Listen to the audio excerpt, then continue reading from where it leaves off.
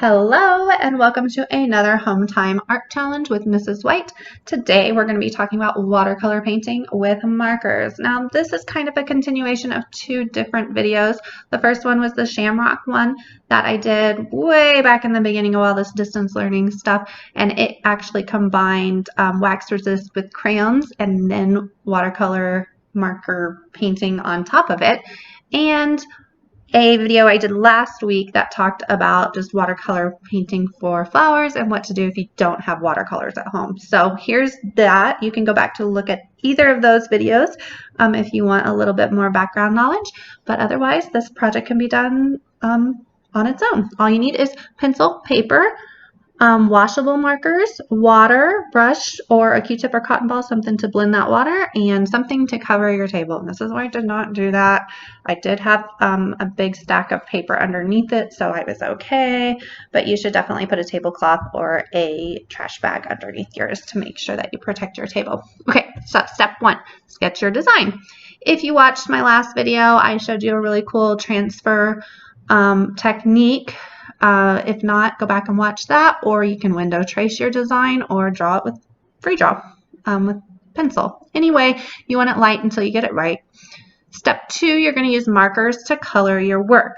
Now, be aware of color theory, right? Think about that color wheel. If it's across from each other, it might make a icky brownish gray color. If they're closer to each other on the color wheel, they're going to be friends and mix well. Okay, so that's why I like yellow and orange I can blend, green and yellow I can blend, purple and pink I can blend because pink is a value of red. So pink and purple or red and purple are next to each other on the color wheel. So here's my color with just my markers. It looks cool like that, right? I could totally just leave it like that. But if I want that cool watercolor effect, all I have to do now is add some water.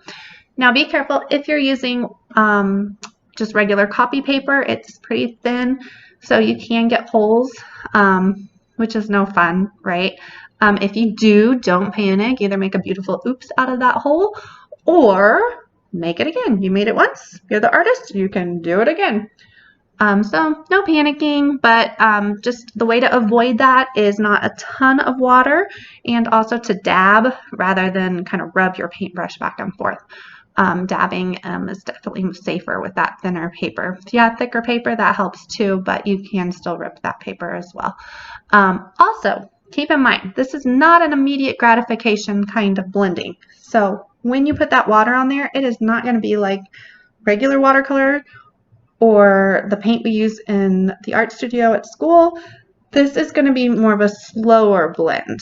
So keep that in mind. You're going to kind of put your water, you're going to see it blend a little bit, and then as it soaks, it's going to blend a little bit more, which is really fun because you kind of get to see your artwork evolve. If you're watching closely, you can kind of see that in this time lapse that's sped up. But also, it's important to realize that if you put too much water, it's going to continue to blend or bleed, and you could end up with really more faded look than you're wanting. So just keep that in mind. Kind of practice makes perfect. You can always add more water. You can't really take it out. So keep that in mind. Also keep in mind that your brush is going to pick up some of the color from the marker. So you want to keep cleaning your brush fairly often. So if I did one of those purple petals and then I went straight into the center with the yellow, that would get kind of icky, right? Because yellow and purple don't blend very well. So I wanted to make sure before I switched to a different color, my brush was completely clean. Right there, you see what I'm talking about. Also remember, things in the distance are smaller and less detailed. So when I started doing the flowers that were in the background, I wanted them to blend a little bit more, maybe have deeper shadows. Then when I went to the background, I wanted that to blend even more. So that's why, if you noticed, I even got a bigger brush and started blending those. All right, step 4, let it dry for about 30 minutes or so. Let it dry, let it dry. And then you can come back and add more layers if you would like. I actually went and ate dinner, let mine dry for about 30 minutes, and then I came back and I was like, whoa, that blended a lot more than I wanted. I want some more definition on my petals.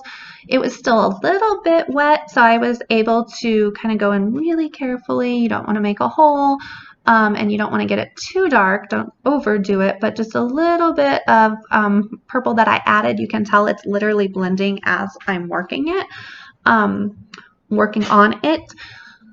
So keep in mind that will still blend a little bit more. It's kind of dependent on what kind of look you want. But don't be afraid to add those layers and have fun with it. If you don't want it to blend as much, you can definitely let it dry longer, and then you can outline it when it's completely dry, and then it won't blend more. Worst case scenario, you're like, oh, I did want it to blend some. You put some more water on it. Easy peasy. Oh my goodness, my dog's getting upset. But you get the point.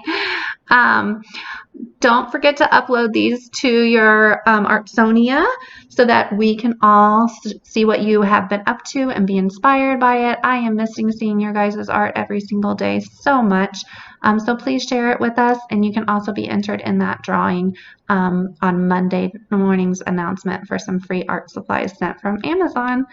Have a fabulous week, and I'll see you again soon.